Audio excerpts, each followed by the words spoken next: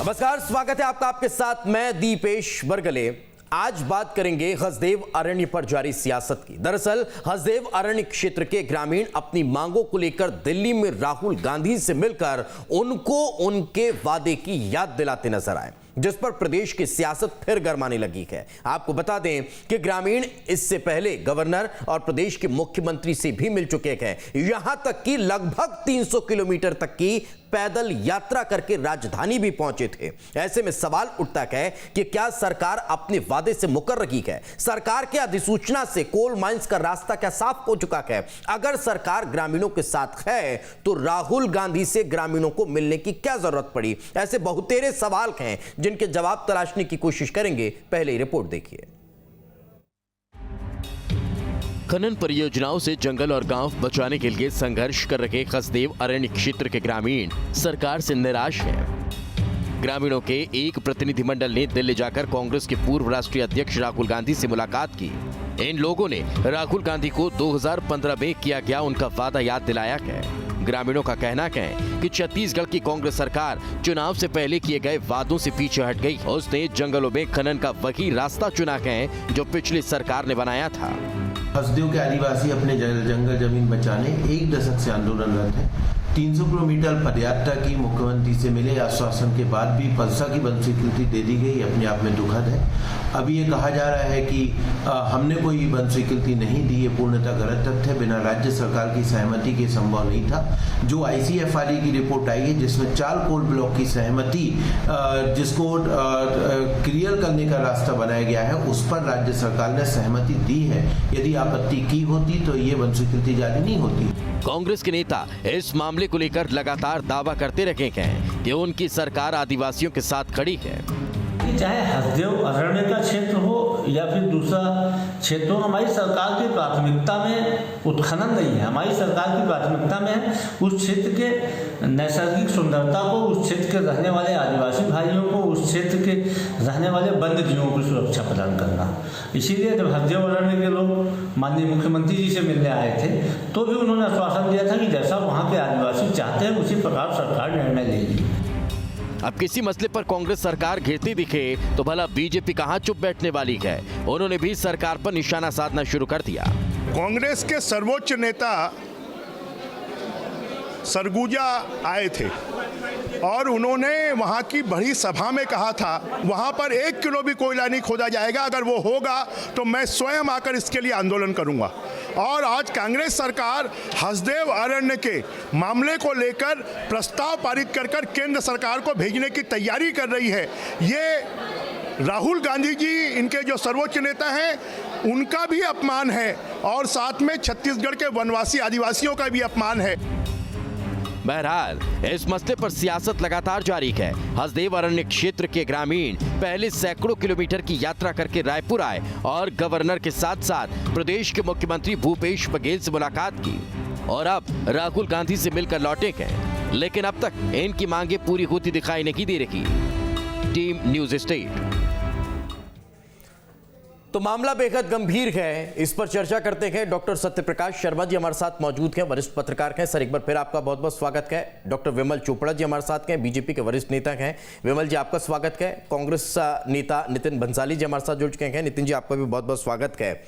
ये U turn जो हुआ, ये राजनीतिक मजबूरी था या फिर जरूरी हो गया था राजस्व के लिहाज से? नितिन जी। जी, राजनीतिक मजबूरी से हमारी सरकार कोई भी काम नहीं करती और हमारी प्राथमिकता में इस प्रदेश की जनता है, आदिवासी है, वन को बचाना है, जंगल को बचाना है। देखिए, जैसा कि हसदेव अरण्य की हम बात करें तो रमन सिंह जी की सरकार ने इस पर 452 का वर्ग किलोमीटर की बात कही थी और हमने तो 1995 वर्ग किलोमीटर का दायरा इसमें रखा है। सर, 3872। देखिए, इसमें कहीं पर भी जो अभी ये जो विषय था, इसमें कहीं पर भी बिना ग्राम सभाओं की अनुमति के, वहां के स्थानीय लोगों की परमिशन के, ग्राम सभा की अनुमति के कोई भी खनन का कार्य नहीं किया जाएगा। जो भी चीजें होंगी नियम से होंगी। और बीजेपी के जो नेता यहाँ पर बैठकर चिल्ला चिल्ली कर रहे हैं, उनको ये बता दूं मैं कि ये जो राजनीति कर रहे हैं कि ये खनन के जो इसकी स्वीकृति देने का जो नियम या आदेश जो है वो केंद्र सरकार जारी करती है। तो 14 विधायक 9 सांसद और 2 राज्यसभा सदस्य छत्तीसगढ़ के लिए आलू छिल रहे हैं। सर, अधिसूचना तो आपने जारी की ना, आपने अगर उस दायरे को कम कर दिया तो फिर तो स्वतंत्र है, कोई भी वहां आकर कुछ भी करे। आप अगर 54 गोल खदानों को वहां से फ्री कर देंगे, उस अभयारण्य से, उस क्षेत्र से, उस नो मेन जोन से, तो फिर तो वो फ्री है ना, और उसकी परमिशन तो आप ही देंगे ना। 2010 में जब केंद्रीय पर्यावरण एवं वन मंत्री जी जयराम रमेश जी जब मंत्री थे, केंद्रीय वन एवं पर्यावरण मंत्री, जब भी नो गो एरिया घोषित किया गया था इसको, और तब से बीजेपी की सरकार रही 2016 तक के 6 साल इन्होंने क्या किया, इसका जवाब भी देना चाहिए। क्योंकि अच्छा हुआ ना आपके लिए सर कि इन्होंने 2018 तक अधिसूचना ही जारी नहीं की थी, लेकिन आपने अधिसूचना जारी की। आपने अगर अधिसूचना जारी की नितिन जी, तो मेरा सवाल यहां पर यह है कि ये यू टर्न क्यों हुआ? जब 3000 से ज्यादा वर्ग फीट की बात थी, तो फिर आप 1900 पर कैसे आ गए? ये सारे निर्णय बैठकर वहां के स्थानीय लोगों से बात करके हुए होंगे। मैंने कहा कि हम कोई भी निर्णय अपनी फिर स्थानीय लोग राहुल गांधी से मिलने क्यों गए? देखिए, बिल्कुल चाहे वो यहाँ भी मिलने आए थे, माननीय मुख्यमंत्री जी से भी मिले थे, राज्यपाल जी से भी मिले थे और राहुल जी से भी मिले थे, स्वतंत्र है बिल्कुल वो, और वो मिले। और जैसा कि माननीय मुख्यमंत्री जी ने कहा था मीटिंग के समय उनको कि आपके अधिकारों का कहीं पे हनन नहीं होगा, आपके साथ न्याय होगा। हमारी सरकार न्याय करती है, अन्याय नहीं, बिल्कुल न्याय होगा। जहां पर स्वीकृति होगी वहीं पर खनन का कार्य होगा। तो नितिन जी बताइए ना कैसे न्याय होगा? ये 54 खदानें तो फ्री हो गई, उस घने वन क्षेत्र से, उस घने जंगल से जहां पर ये 54 खदानें हैं, 31वां कॉरिडोर ये बन रहा है, उसमें अगर हम इसे कम कर देंगे, आपको लगता है क्या कि इसके कम करने से सिर्फ एकमात्र नुकसान नहीं होगा, दूसरा नुकसान आम लोगों के मरने का होता चला जाएगा, किसानों की फसलें बर्बाद होने का होता चला जाएगा, क्योंकि यही हाथी तो दूसरी तरफ विचरण कर रहे हैं ना। बिल्कुल, इन चीजों को संरक्षित करने के लिए ही हमने इसका क्षेत्र भी बढ़ाया है। मैं जैसा कि मैंने आपको बताया कि ये तो 450 वर्ग मीटर तक के थे, हमने तो दायरा भी बढ़ाया। हम तो ये सोच रहे हैं कि वो कर ही नहीं रहे थे सर 2018 तक। अगर उन्होंने अधिसूचना जारी नहीं की थी, नितिन जी सुनिए ना, अगर 2018 तक उन्होंने अधिसूचना जारी नहीं की थी, तो हम तो चलिए ये मान लेते हैं कि बीजेपी नहीं कर रही थी उसके लिए काम, आप कर रहे थे ना। आपने तो 3000 से ज्यादा वर्ग फीट की बात करी थी ना, फिर 1900 पर आना, क्या ये माना जाए? नहीं सुनिए ना सर, क्या ये माना जाए कि ये वाकई में किसी प्रेशर की वजह से हुआ? कोई प्रेशर नहीं है। प्रेशर पॉलिटिक्स बीजेपी खेलती होगी, मोदी जी प्रेशर करते होंगे, यहाँ के लोग काम किया करते थे और शायद करेंगे भी, ऐसा कुछ होगा। यहाँ पर कोई प्रेशर वाली बात नहीं है, यहाँ पर सीधी सरल बात है, न्याय। और किसी भी आदिवासी भाई के साथ, जो हमारे भाई है, इनके साथ कहीं अन्याय नहीं होगा, बिल्कुल न्याय होगा। और कहीं पर भी ऐसी जगह पर उत्खनन नहीं होगा, ये मैं वादा करता हूँ पार्टी के प्रवक्ता की हैसियत से आपके चैनल में, जहां पर ग्राम सभा की स्वीकृति नहीं होगी, ये बिल्कुल बात तय है। और स्वीकृति तो ले ली जाती है सर, जब सरकार सामने होती है तो फिर घर के घर चले जाते हैं सर। इतिहास दुनिया ने देखा है, लोगों की जमीनें चली गई सर। अब मैं बहुत ज्यादा उस पर नहीं जाऊंगा, लोगों की जमीनें चली गई सर, लोगों ने अपनी जमीनों को दान कर दिया कि इससे ज्यादा होती तो शायद सरकार उसे फ्री में ले जाती। खैर वो बहुत पुराना इतिहास है, मैं उस पर नहीं जा रहा हूं, मैं लौटूंगा आपके पास। विमल जी, कहां दिक्कत है सर? आप तो 450 कर रहे थे, ये तो 1900 पे आ गए ना। नहीं, ऐसा नहीं है दीपेश जी। 1100 वर्ग किलोमीटर भारतीय जनता पार्टी ने अधिसूचित किया था 2010 का 2011 में जी, 2011 में जी। और उसके बाद जब कांग्रेस का शासन आया और जब ये विपक्ष में रहते, बड़े कंफ्यूज रहते हैं कांग्रेस के लोग। राहुल गांधी जी राजनीति करने गए थे वहां क्षेत्र में, वहां से खोदा नहीं जाएगा, यह आश्वासन दे के आए कि हमारी सरकार बनेगी तो हम 1 किलो तक। आज इस सरकार पे चाहे वो राहुल गांधी हो, चाहे कांग्रेस की छत्तीसगढ़ की सरकार हो, किसी का विश्वास नहीं है। सिर्फ आदिवासी नहीं, एक भी छत्तीसगढ़िया आदमी का इस सरकार पे विश्वास नहीं है। इसीलिए तो ये आदिवासी जब 300 किलोमीटर पैदल चल करके आते हैं, मुख्यमंत्री जी से मिलते हैं, और उसके बाद भी उनको विश्वास नहीं होता। क्यों उनको दिल्ली जाना पड़ता है राहुल गांधी जी को अपना वादा याद दिलाने के लिए कि 2017 विपक्ष का भी साथ नहीं मिल रहा है ना, इसीलिए तो दिल्ली जाना पड़ा। विमल जी, अगर आदिवासियों के हित की बात बीजेपी करती है तो धर्मांतरण के मसले पर जरूर राजनीति होती है, तब फिर उनके दूसरे मामलों को लेकर जरूर उठाया जाता है, तरह तरह की बातें विपक्ष करता है, लेकिन अगर यह गंभीर मसला है, प्रदेश के अब अगर वन्य संपदा को बचाने का मसला है, आदिवासियों के क्षेत्रों को बचाने का मसला है, हाथियों की जान बचाने का मसला है, तब फिर इस पर कोई बात नहीं करता, विपक्ष इस पर लगातार मौन रहता है। नहीं, देखिए ऐसा है, मसला राज्य सरकार का, राज्य सरकार जैसा प्रस्ताव भेजेगी उस पर केंद्र सरकार विचार करेगी। राज्य सरकार के जो प्रतिनिधि हैं, अभी थोड़े देर में जो है नितिन भंसाली जी बैठे, ये अडानी अंबानी का नाम लेना चालू कर देंगे, लेकिन उस कोल ब्लॉक में जो 1900 वर्ग किलोमीटर किया गया है, उसमें 4 जगहों को छोड़ा गया है जो अडानी की खदानें, राज्य सरकार ने 19 मैं तो 54 खदानें बोल रहा हूं सर, 54 खदानें छोड़ दी गई है कोल माइंस। अडानी का कहां पर कैसा होना है, क्या होना है, सब पता है, हमको तो कुछ पता ही नहीं है। निर्मल भैया आपको कैसे पता चलता है? ठीक है ना, आप सुन लीजिए नितिन जी, फिर बोलना है ना। आप अभी अडानी और अंबानी का नाम चालू कर देंगे, जब कुछ नहीं सूझता तो इनको कांग्रेस के लोगों, अडानी अंबानी आरएसएस, ये 3 के बाद ये आगे बढ़ ही नहीं पाते। और वही अडानी जो है आकर के मुख्यमंत्री जी से मिलते हैं, चर्चा करते हैं, यहाँ के मंत्रालय में बात करते हैं, और उसके बाद जो है वो 54 खदानें जो हैं, जो आप बता रहे हैं, छोड़ दी जाती हैं। ये ढोल की पोल है साहब, इनके बोलने की बातें कुछ और है और करने की कुछ नहीं और तो विमल जी मैं यही तो चाह रहा हूं ना कि विपक्ष को क्या ये मसला छोटा लगता है? विपक्ष इस पर खुलकर क्यों सामने नहीं आता है? क्यों बार बार धर्मांतरण पर चले जाते हैं? क्यों बार बार दूसरे मसलों पर चले जाते हैं? नहीं, देखिए, सरकार जो है कह रही थी तो उस पर हम विश्वास कर रहे थे। मुख्यमंत्री जी कह रहे हैं कि 1900 वर्ग किलोमीटर पे होगा और वहां पे एक भी खदान चालू नहीं होगी। सर, आप पे सबसे ज्यादा सांसद हैं प्रदेश में, आपको तो केंद्र सरकार के पास जाना चाहिए, आपके आलाकमान से आपको बात करनी चाहिए कि यहाँ पर 54 खदानों को और वन्य क्षेत्रों को, सबसे बड़ी वन संपदा को इस तरह से कोल माइंस के लिए छोड़ दिया गया। नहीं, राज्य सरकार के पहले प्राथमिकता में, प्राथमिक आधार पर राज्य सरकार को प्रस्ताव भेजना है। अभी तो प्रस्ताव भेजा इन्होंने जिसकी जानकारी लोगों को हुई है। ये तो सारे काम गुपचुप करते ना, आदिवासियों को कहते कुछ है और करते कुछ है, इसलिए तो उनको दिल्ली जाना पड़ा। अब ये आज और कल में तो ये बातें उजागर हो रही है कि आपने 54 खदानें छोड़ी है और भारतीय जनता पार्टी ईंट से ईंट बजा। उजागर तो अभी भी नहीं हो पा रही ना सर, उजागर तो अभी भी नहीं हो पा रही है। आप बता दीजिए हमारे अलावा इस पर अगर कोई खुलकर बात कर रहा हो तो। विमल जी, यही तो बड़ा सवाल है ना, अगर विपक्ष इस मसले को उठाता तब इस पर चर्चा तेज होती। मैं लौट रहा हूं जी।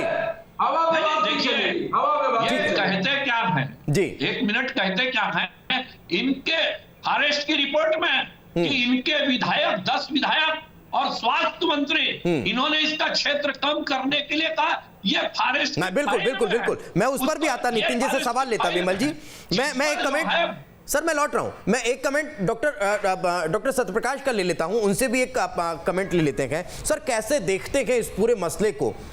सिर्फ राजनीति इस पर होती है, आदिवासियों को सिर्फ गुमराह किया जाता है, भ्रमित किया जाता है, या फिर इसके पीछे वाकई में कोई सोच होती है?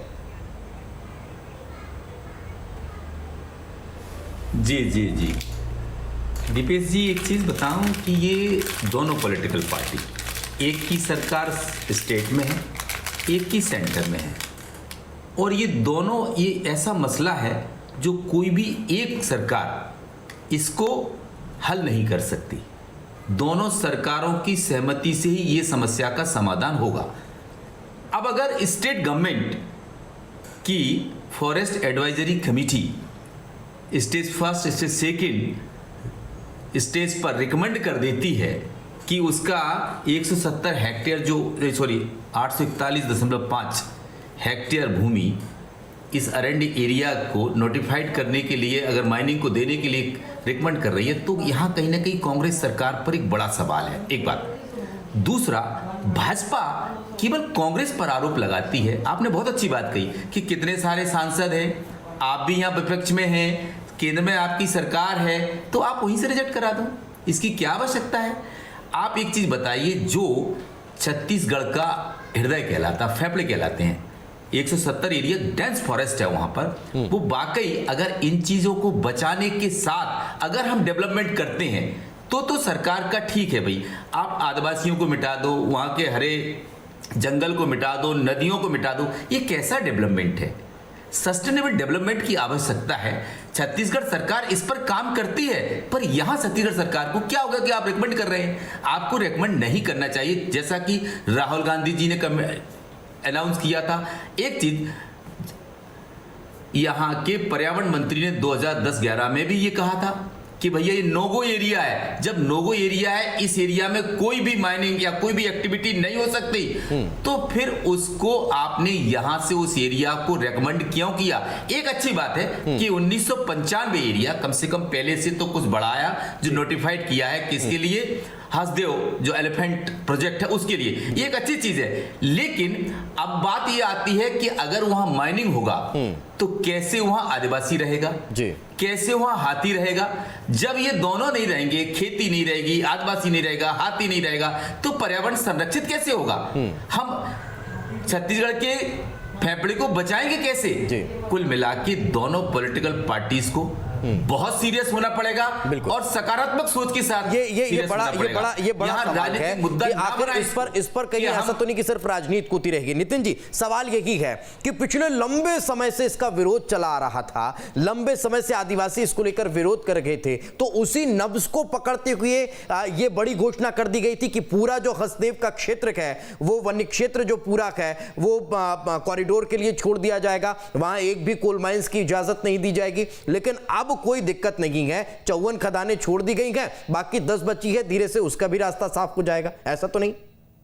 बिल्कुल ऐसा नहीं है। हमने जो कहा है वो किया है, झूठ बोलने वाला काम हमारा नहीं। आप पूरा उठा लीजिए, 36 में से 24 वादे जो हमने पूरे की, इन्हीं के समय में जो उद्योगों को जो एक वादा ये भी था ना सर, उसको वापस भी दिलवाया, तो ये वादा करेंगे ना पूरा। आपको मैंने कहा तो सर अधिसूचना अगर जारी की गई है तो वो क्या है? अधिसूचना यदि जारी हुई है तो उसके पास, किसी के पास भी कोई अधिसूचना की कॉपी है? अभी तक तो मेरे को लगता है नहीं है, जानकारियां हैं सभी को, पर जब तक के पेपर्स को मैं नहीं देख लेता, आप नहीं देख लेते, विमल चोपड़ा जी नहीं देख लेते, जो विशेषज्ञ बैठे हैं वो नहीं देख लेते उसमें क्या क्या चीजें, तब तक कुछ बोला जाना मुझे ऐसा लगता है कि जल्दबाजी होगी। मुझे इतना मालूम है, पूरा विश्वास है प्रदेश के मुख्यमंत्री जी पर, प्रदेश की सरकार पर, कि ऐसा कोई भी निर्णय नहीं लिया जाएगा जो आदिवासियों के हित में ना हो।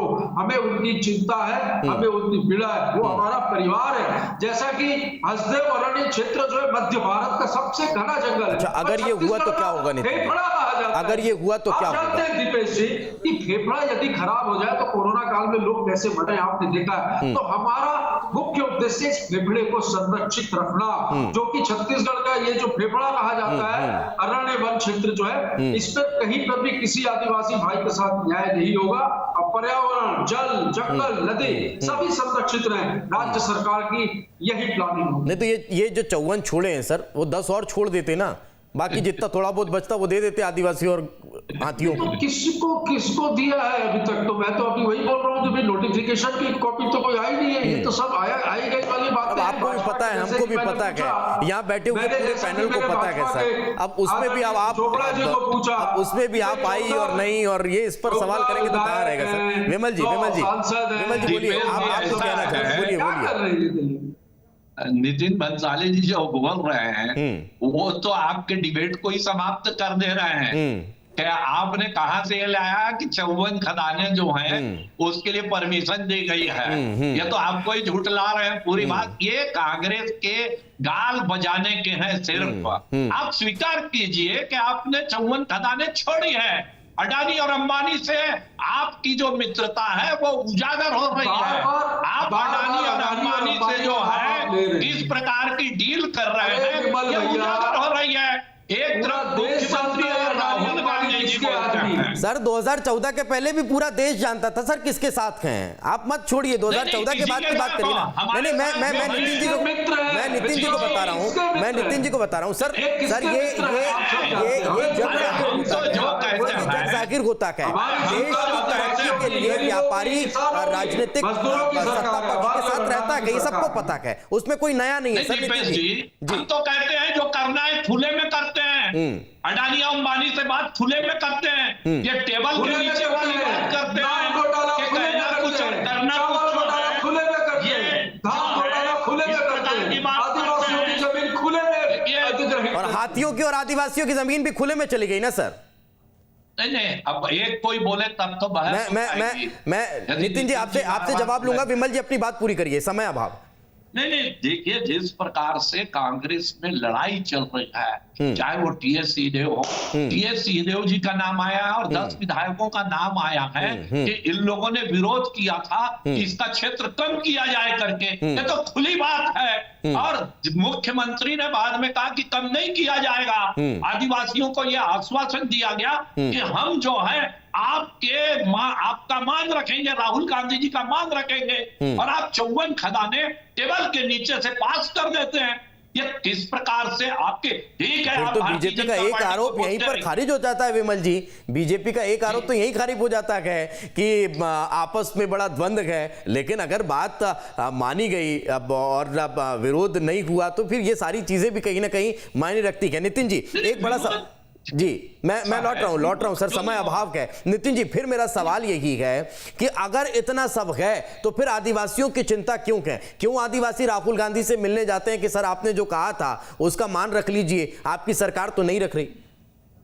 एक प्रतिनिधि मंडल गया है, ऐसी जानकारी मुझे आपके चैनल से मिली जब मेरे पास डिबेट का कॉल आया था। जब अब प्रतिनिधि मंडल में कौन गया है ये उसकी जानकारी मेरे पास नहीं है। मिले होंगे, अच्छी बात है, स्वतंत्र है, सभी को मिलना चाहिए। वही प्रतिनिधि मंडल है जिसकी अगुवाई में 300 किलोमीटर तक चल के आदिवासी राजधानी पहुंचे थे और मुख्यमंत्री से भी मिले, राज्यपाल से भी मिले। बिल्कुल, आदिवासियों को, जो भी आदिवासी आपके चैनल में इस डिबेट को देख रहे हैं, मैं उन्हें वादा करता हूं उनके अधिकारों के साथ कहीं अनत नहीं होगा। सरकार कंधे से कंधा मिलाकर उनके साथ खड़ी है। माननीय मुख्यमंत्री जी ने भी कहा था, माननीय मुख्यमंत्री जी ने भी कहा था, इसी बिल्कुल माननीय मुख्यमंत्री जी ने ये कहा था कि आप लोगों के साथ बिल्कुल अन्याय नहीं होगा। आप लोग तो वही तो बोल रहा हूं मैं, उन पर विश्वास नहीं है आदिवासियों को। अरे विश्वास तो आपके ऊपर नहीं है। कितनी आदिवासी सीटें जीती है आप लोगों ने? आप लोग अपना इतिहास देखिए चोपड़ा जी।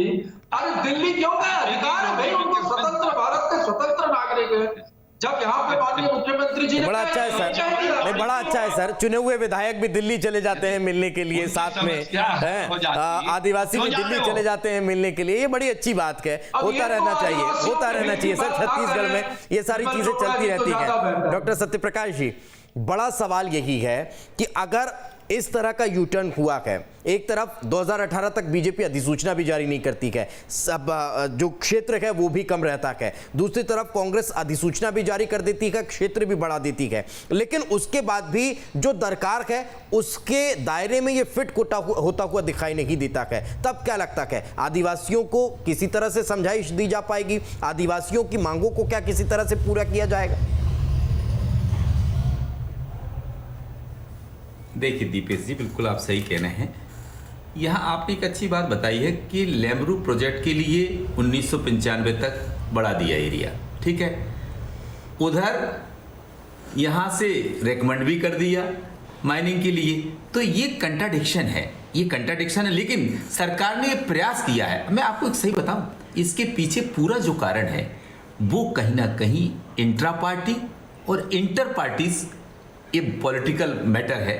बेसिकली इसमें ये कुछ ना कुछ जरा सा भी कुछ होता है तो दूसरी पार्टी के अलावा विद इन दी पार्टी भी ये मैटर चलता है कि कहीं ना कहीं भूपेश सरकार डिफेम हो, जिसके कारण राहुल गांधी के पास मेरे नंबर बढ़े, एक कारण। दूसरा, भाजपा भी कोई कोर कसर नहीं छोड़ना चाहती है कि आदिवासियों को अपने फेवर में लेने के लिए वो एक ऐसा माहौल बनाते हैं जिससे ये मैसेज जाए कि कांग्रेस की गवर्नमेंट आदिवासियों के फेवर में ना रहते हुए वहां माइनिंग को प्रोजेक्ट करने में ज्यादा दिमाग लगा रही। जबकि एक चीज बहुत अच्छा स्टेप है, आपको फिर कहूंगा, अच्छी बात को हमेशा कहना चाहिए कि उन्होंने अगर लेमरू प्रोजेक्ट के लिए एरिया बढ़ाया है तो उसके लिए छत्तीसगढ़ सरकार की तारीफ की जाना चाहिए। लेकिन अगर आप इतनी सारी लैंड जहां पर ग्रीन फॉरेस्ट भी है, डेंस फॉरेस्ट भी है, अगर आप उसको रेकमेंड करते हैं माइनिंग के लिए, तो उस पर विचार करने की गंभीर आवश्यकता है और सरकार को इस पर गंभीर चिंतन करने की जरूरत है। क्योंकि 2018 में यही वो क्षेत्र हैं जहां से कांग्रेस को या आदिवासियों का वोट लेकर बढ़त मिली थी और एक प्रचंड बहुमत से छत्तीसगढ़ की गवर्नमेंट बनी थी। इसके लिए अगर कांग्रेस को उनको बचा के रखना है तो उनको संतुष्ट करना ही पड़ेगा। हालांकि प्रवक्ता ने एक अच्छा बात कही है कि मैं ऐसा, मेरी पार्टी या मेरी सरकार कोई भी ऐसा स्टेप नहीं लेगी जिससे हमारा आदिवासी हमसे नाराज हो जाए। तो अब यहां पर आदिवासियों का भला, छत्तीसगढ़ के पर्यावरण का भला करने के लिए दोनों पार्टियों को इस मैटर पर एक होकर राजनीति छोड़नी होगी। ये अपने आप में समस्या का समाधान बड़ा मसला है। ये वाकई में पर्यावरण को बचाना पड़ेगा और बड़ा है। नितिन जी लास्ट मिनट बचा हुआ है और सवाल यही, कहीं वाकई में ये कदम भारी तो नहीं पड़ जाएगा? कुछ भारी नहीं पड़ेगा, ऐसा कुछ है ही नहीं। हम आदिवासियों के साथ खड़े हैं, हमें उनकी चिंता है। जो विश्वास इस प्रदेश के आदिवासियों ने कांग्रेस के ऊपर जताया है, क्यों बार बार अलग अलग मांगों को लेकर आदिवासी बस्तर से चलकर यहां तक आ रहे हैं सर? बिल्कुल, देखिए वो स्वतंत्र भारत के स्वतंत्र नागरिक है, उनको यदि कहीं कोई शंका रही होगी, शंका का जिला मुख्यालय बदलवाने के लिए वो वहां से यहां तक 300 किलोमीटर चल के आ जाते हैं सर, तो फिर कहीं तो कोई परेशानी होगी ना, कहीं तो उन्हें दिक्कत होगी। ठीक है, मैं लौट रहा हूं। विमल जी संक्षेप में 30 सेकंड। विमल जी, मैं एक चीज यही कहना चाहता था, सत्य प्रकाश जी ने जो बात कही कि कांग्रेस के प्रवक्ता को वो शाबाशी दे रहे हैं, वो आश्वासन दे रहे हैं। जी। मुख्यमंत्री जी का आश्वासन फेल हो रहा है और कांग्रेस के प्रवक्ता जी के आश्वासन पे आप संतुष्ट हो रहे हैं। दूसरी बात यह है, आप उसको 19,000 किलोमीटर कर लीजिए या 25,000 किलोमीटर कर लीजिए, लेकिन बीच बीच में आप यदि खदानें दे देंगे तो वो क्या फॉरेस्ट बचेगा? वहां गाड़ियां जाएंगी, माइनिंग होगी, बड़ी बड़ी चीजें होंगी, हाथे रहेंगे। यही इसी बड़े सवाल के साथ इसे यही विराम देते हैं सर कि आखिर होगा क्या उन वन्य प्राणियों का, होगा क्या उन आदिवासियों का जो पिछले लंबे समय से इस मसले को लेकर संघर्ष करते चले आ रहे हैं? कहीं वो राजनीति का शिकार हो जाते हैं या फिर उनकी समस्याओं का समाधान होता है कि आने वाला वक्त बताएगा। बहुत बहुत शुक्रिया आप सभी का हमारे साथ चर्चा में जुड़ने के लिए। इसी के साथ हमारे इस खास पेशकश में फिलहाल इतना कि दीजिए इजाजत। नमस्कार।